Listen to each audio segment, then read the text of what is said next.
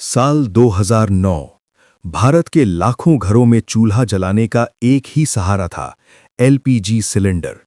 लेकिन क्या हो अगर वही सिलेंडर जो हर रसोई की जरूरत था, अचानक गायब होने लगे। शुरुआत में लोगों को लगा ये सिर्फ देरी है, शायद सप्लाई में दिक्कत है। लेकिन जैसे जैसे दिन बीतते गए, सच्चाई कुछ और ही सामने आने लगी।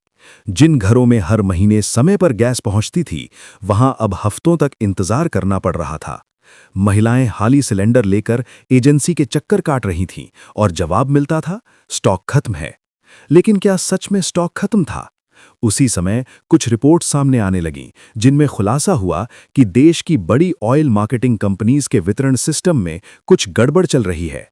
सरकारी रिकॉर्ड में सिलेंडर सप्लाई पूरी दिख रही थी, लेकिन असल में वो सिलेंडर आम जनता तक पहुंच ही नहीं रहे थे।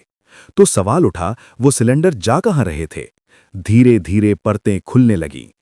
जांच में सामने आया कि बड़े पैमाने पर एलपीजी सिलेंडर की कालाबाजारी हो रही थी। घरेलू इस्तेमाल के लिए मिलने वाले सस्ते सब्सिडी वाले सिलेंडर चोरी छिपे होटलों, ढाबों और फैक्ट्रियों को ऊंचे दामों पर बेचे जा रहे थे।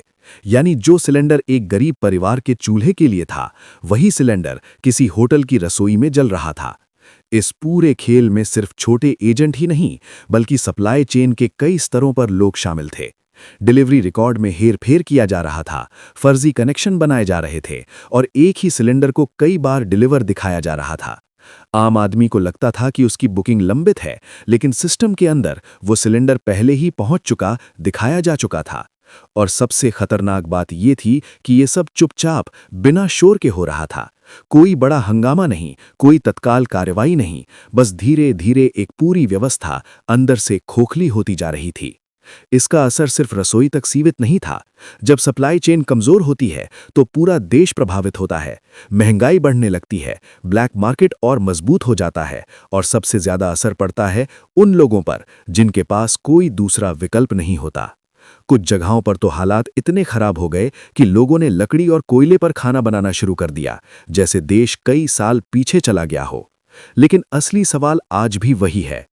अगर सरकारी रिकॉर्ड में सब कुछ सही था, अगर कंपनियां दावा कर रही थीं कि सप्लाई पूरी हो रही थी, तो फिर करोड़ों लोगों के घरों में गैस क्यों नहीं पहुंच रही थी? क्या ये सिर्फ कुछ लोगों की लालच थी, या फिर सिस्टम में कहीं गहरी खामी जो सालों से छुपी हुई थी? क्योंकि जब एक जरूरी संसाधन, जिसे हर घर की जरूरत कहा जाता है, वही लोगों तक नहीं पहुंच पाता, तो खतरा सिर्फ एक सुविधा का नहीं होता, खतरा होता है भरोसे का। और जब भरोसा टूटता है, तो उसकी आवाज बहुत देर तक गूंजती रहती है।